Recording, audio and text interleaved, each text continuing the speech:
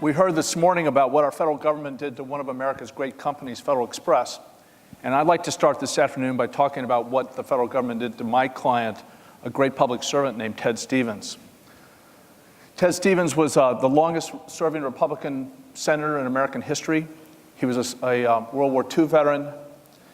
He was headed to certain re-election for a 7th term in the United States Senate when he was indicted 98 days before he was to be re-elected. The charge was that he did not properly disclose on a Senate ethics form that he underpaid for renovations to his modest cabin in Alaska. The government relied on that case on a star witness who they had who they gave incredible incentives to testify. First of all, he was involved in criminal activity that was completely unrelated to Senator Ted Stevens, and he got a light sentence for that in exchange for cooperating against Ted Stevens. Second, he was able, during the case, to sell his company for $400 million, despite the fact that he was a government contractor and the government could have debarred him. Third, he had a son who was being investigated for conspiracy to commit murder. His son was given immunity from prosecution in exchange for his father's testimony. With those incentives, he testified in essence that Senator Stevens knew that he underpaid, notwithstanding the fact that we had evidence that he paid $160,000 for renovations that were worth far less, according to the appraisers at the time. The government got what it wanted. It got a guilty verdict 8 days before the election. Senator Stevens was defeated in his election by 1% of the vote. 5 months later, we discovered evidence, prior interview memos, interviews of the star witness, that he gave a completely different story to the government originally, and it was evidence from which any fair-minded person would have concluded that he made up this testimony about Senator Stevens right before trial. The case was dismissed. Senator Stevens was exonerated, but it was too late to rewrite history because Senator Stevens' seat was the deciding seat that allowed Obamacare to be passed. It was the 60th seat in the Senate which prevented a filibuster. 3 years later, after complete investigation, I understand they're investigating the FedEx case now, after complete investigation, an independent investigator concluded that the prosecutors in that case, quote, systemically concealed evidence of innocence, evidence that would have corroborated what Senator Stevens testified to at trial and undermined what the star witness said. The independent investigator concluded that it was intentional on the part of the prosecutors. Now, hearing that story, you might assume that the prosecutors were disciplined. And if you assume that, you'd be wrong. One committed suicide during the independent investigation. The other two were given a 40-day suspension and a 15-day suspension. But those suspensions were overturned by a judge because DOJ violated its own rules in imposing those light suspensions. That's what happened in that case. Lack of prosecutorial accountability is a real problem in this country. A recent study by the Northern California Innocence Project found that of 707 cases where the government or where prosecutors were found to have engaged in misconduct by judges, there was only discipline imposed in 6 of those cases, less than 1%. Prosecutors have almost unlimited power and almost no accountability. When I went to law school 25 years ago, I was taught that it was unethical to have a criminal investigation and a civil case going on at the same time, or to use the criminal sanction as an ability to gain leverage in a civil case. That's quaint and obsolete and old-fashioned today. Any of you who have companies who have been targeted of a government investigation know that it's now commonplace to have a criminal investigation and a civil investigation going on at the same time. And this, of course, leads to unreasonably high settlements because the government uses that leverage. The Assistant Attorney General for the Criminal Division recently gave a talk to a group of private plaintiffs' lawyers in which he encouraged the private plaintiffs' bar to partner with the Criminal Division at the Department of Justice in order to maximize recoveries for both the DOJ and for the private plaintiffs' lawyers. And the department, especially in the healthcare space, issues press release after press release in which they brag about their return on investment. $7 or $8 recovered for the government for every $1 that they spend. The Department of Justice has become a profit center for the federal government. They bring in more and more money, hire more and more prosecutors. Every few years, industries are vilified by the media and the public. Banks, accounting firms, pharmaceutical companies come to mind. And Congress reacts by passing new laws. Oftentimes, they're redundant of existing laws. They're often poorly worded. They have harsher and harsher sentences, harsher and harsher sanctions. And worse still, the Congress delegates the ability to create still more criminal laws to regulatory agencies who write their own laws. And nobody, and I mean nobody, no criminal defense lawyer, no prosecutor, no professor in the United States can tell you how many criminal laws there are on the books in the United States today. It's really amazing if you think about it.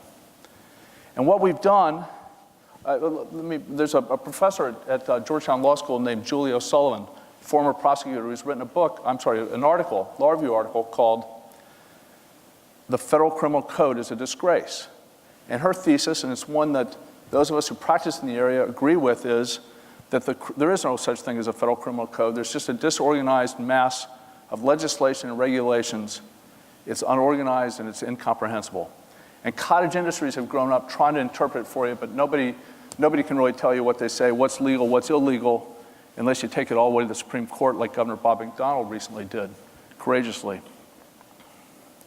The prosecutors basically have the legal equivalent of nuclear arsenal, nuclear bombs with criminal sanctions that they can use with almost no accountability. And Senator Stevens asked me to talk about what happened in his case in hopes that it would be improved. By the way, he was a former prosecutor himself. Most of my clients do not want me to do that, but they all feel that we are at the boiling point of over-enforcement in this country. They all ask two questions. One, will there ever be any accountability to the prosecutors for what they've done to me? And the answer is, I tell them almost no. And two, where's the outrage? Where's the outrage for what happened to FedEx? Where's the outrage for what happened to Senator Stevens?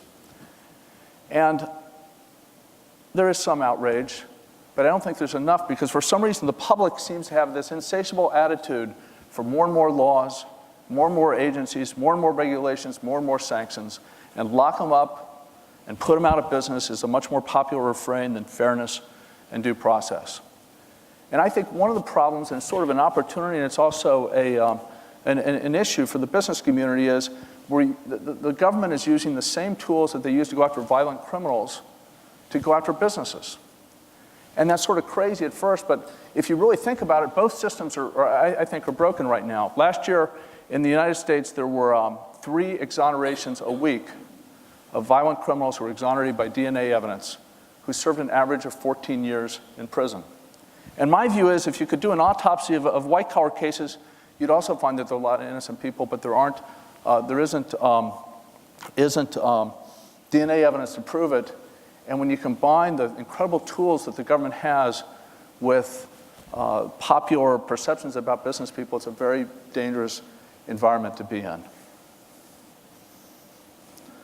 I think we're close to the boiling point, and I know my clients do.